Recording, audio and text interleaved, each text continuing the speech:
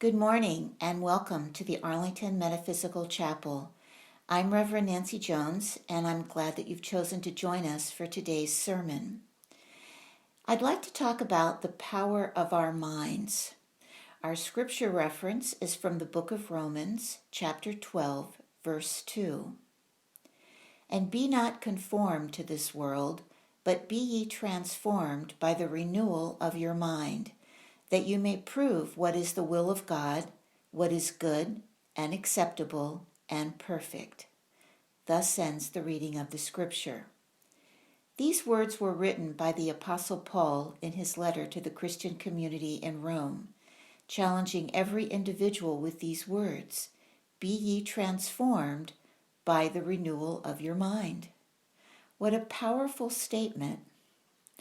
I think that these words are as applicable today, perhaps even much more applicable, as they were to that early group of Christians. The thought of transformation, of effecting real change. How exciting and how necessary at times. But how do we do it? How do we renew our minds? Wouldn't it be nice if it were as easy as renewing our driver's license, or maybe our gym membership, or maybe our AMC church membership? Simply write a check for a nominal fee and you're good to go for another year. But unfortunately, it's not quite that simple. Belief is the first step. Belief in yourself and of the power within you. The Apostle Paul called this the evidence of things unseen.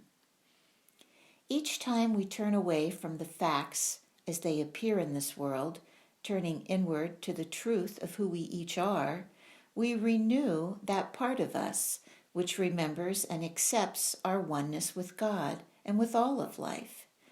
It's a process. It's an awakening and a reawakening again and again. To change your life, you must change the way you think. Behind everything you do is a thought. Every behavior is motivated by a belief, and every action is prompted by an attitude. Change always starts first in the mind. The way you think determines the way you feel, and the way you feel influences the way you act. How many times have you heard these phrases? We are what we think. Change your thinking, change your life. As a man thinketh, so he becomes. We create what we become. Thoughts are things. The list goes on, and all of these sayings are catchy and powerful, but they leave out something very important. Changing one's thinking takes persistence and hard work that is daunting to many people. The key word here is persistence. Habitual beliefs quite literally become hardwired in our brains. Moving from poor me to powerful me takes dedicated repetition to create a new neurological pathway, a new highway for positive, affirming thoughts to flow with ease and grace. Perhaps that's why we so often speak of the spiritual journey. We are all moving along a path that we create in each moment as we explore our divinity. Our potential for change and growth is limitless as the road keeps calling us to new thinking, more audacious thoughts of what is possible. Our thoughts are responsible for our bodily conditions, and those conditions can be made to conform to the divine pattern by our right thinking. Imagine riding in a speedboat on the river with an automatic pilot set to go east. If you decide to reverse course and head west, you have two possible ways to change the boat's direction. One way is to grab the steering wheel and physically force it to head in the opposite direction from where the autopilot is programmed to go. By sheer willpower, you could overcome the autopilot, but you'd feel constant resistance. Your arms would eventually tire of the stress. You'd let go of the steering wheel, and the boat would instantly head back east the way it was internally programmed to go. This is what happens when you try to change your life by sheer willpower alone. And yes, willpower is very important in effectuating change and can produce short-term results, but it creates constant internal stress because you haven't dealt with the underlying cause. The change doesn't feel natural. Eventually, you give up and go back to the way things were. There is a second way, a better and easier way. Change your autopilot. In other words, change the way you think. As today's scripture says, and be not conformed to this world, but be ye transformed by the renewal of your mind. You have the power to literally create a new brain to replace your old one. St. Paul knew this, and now neuroscience does. It has to do with the structure of our brain cells. It's been scientifically proven that how and where we focus our attention dictates the content of the brain structure we create.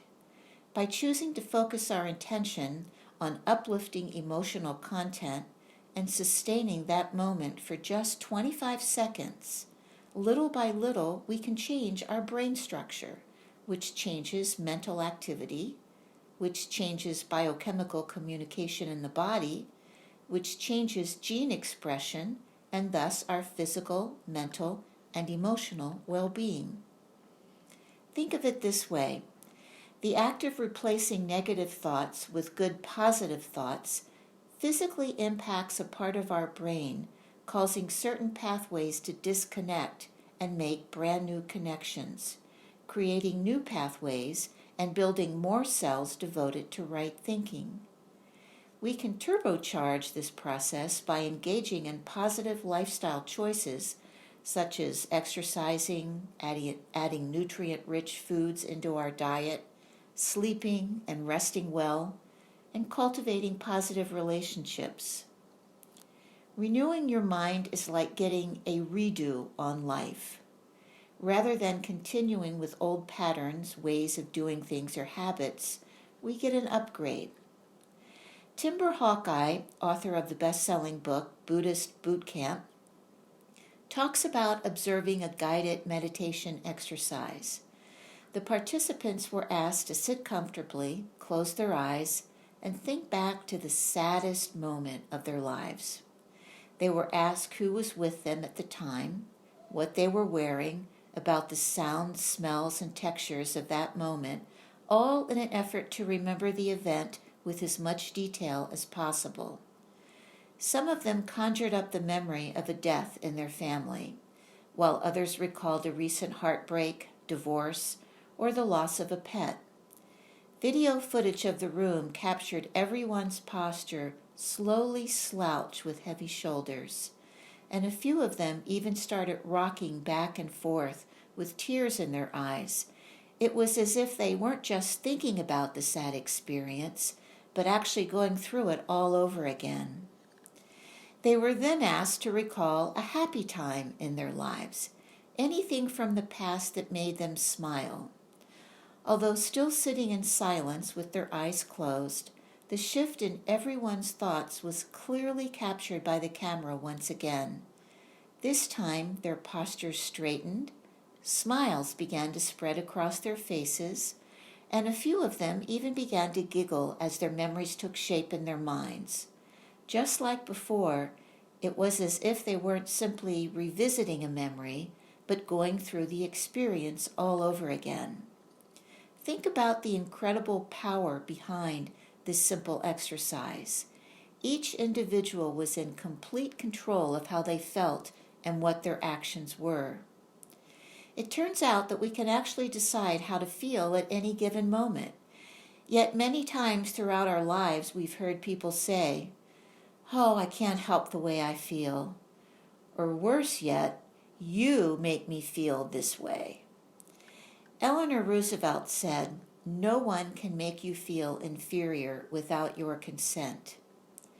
I not only agree with that, but also believe that no one can make us feel anything without our consent. When we make someone else responsible for how we feel, we not only give them power over us, we also blame them for our own thoughts and then make it their responsibility to fix it. We essentially rob ourselves of our inherent power and personal responsibility. And remember our fourth declaration of principles. We believe in personal responsibility, and that we create our own happiness or unhappiness as we live in harmony or discord with natural, physical, and spiritual laws. Change your perspective. We are not what has happened in our lives, nor what we have done in the past. We are who we choose to become today. Know this: the past is in your head. The future is in your hands. How then do we regain control of the wheel? There's a formula that anyone can follow to create a mind shift, resulting in new experiences. The formula begins with the awareness that the same intelligence that created the universe also created you, and is in a state of perpetual recreation through the activity of your thoughts. And the answer to any problem we face already exists in the mind of this intelligence, and we only need to make ourselves available to it. To do this, we must realize that we are in partnership with the infinite, never alone in our worry, doubts, or fears, as we so often feel like we are. Rather, we are only a thought away from greater creativity, possibility, purpose, and power in our lives.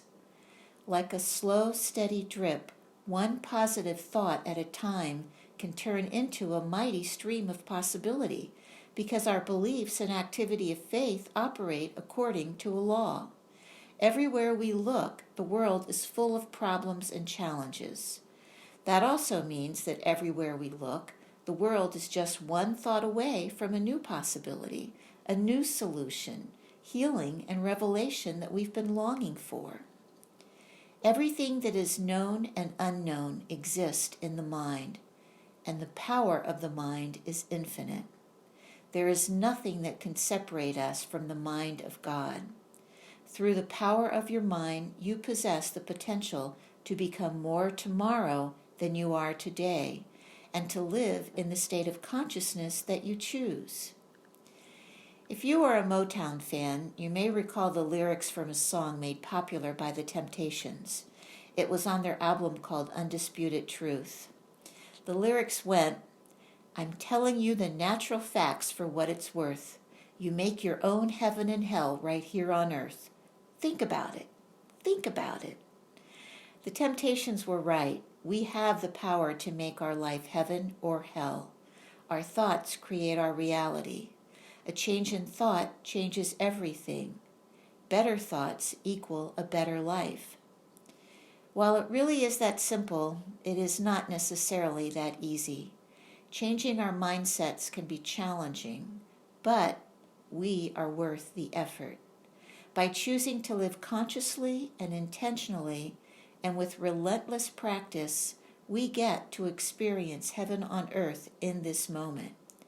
We get to create a new storyline if we choose. Heaven in us, heaven surrounding us. The only thing that holds us hostage is our thoughts. The enemy is in our mind. There is no them, which is quite the reality check. But here's the good news. What the mind created, the mind can change. We are far more powerful than we imagine. We have the power to change our lives one thought at a time. Our DNA, our past, and our experiences do not define us. Our thoughts do. The Dalai Lama, who believes that the purpose of life is happiness, teaches us that happiness can be achieved through training the mind. He says that happiness is determined more by the state of one's mind than by one's external conditions, circumstances, or events. Everything has a purpose. We have a purpose. As metaphysicians, we believe that the whole teachings of Jesus are based on the theory that we are surrounded by an intelligent law, which does unto each of us as we believe. This means that the power of mind is unlimited, and the potential of mind is infinite, providing we're prepared to surrender what we believe and embrace a new idea. Sometimes, even though our beliefs might make sense to us, we must be open to change when we come to realize that our beliefs may not produce the desired results we anticipated. I'd like to share a story with you. It's about a man who believed that 5 was his lucky number. This made sense because he was born on May 5th, 1955, 5-5-55. He had 5 brothers, 5 sisters, and he lived at 555 West 5th Avenue. On his 50th birthday, he was reading the horse racing sheets in the sports section of the paper, and he noticed that there was a horse called Quinto running in the 5th race with odds of 5-1. He immediately jumped up and ran down to the track where he bet $5,000 on the horse to win. A sure thing, right? Nope. The horse came in 5th. The moral of the story is this: if your beliefs don't align with your desires, change your beliefs. We all have stories, but we are not our stories. We have the power to choose the life we want, one thought at a time. A change in thinking can energize and renew and transform our lives from the inside out. In fact, the one thing over which we have absolute control is our thoughts. This puts us in a position to control our own destiny.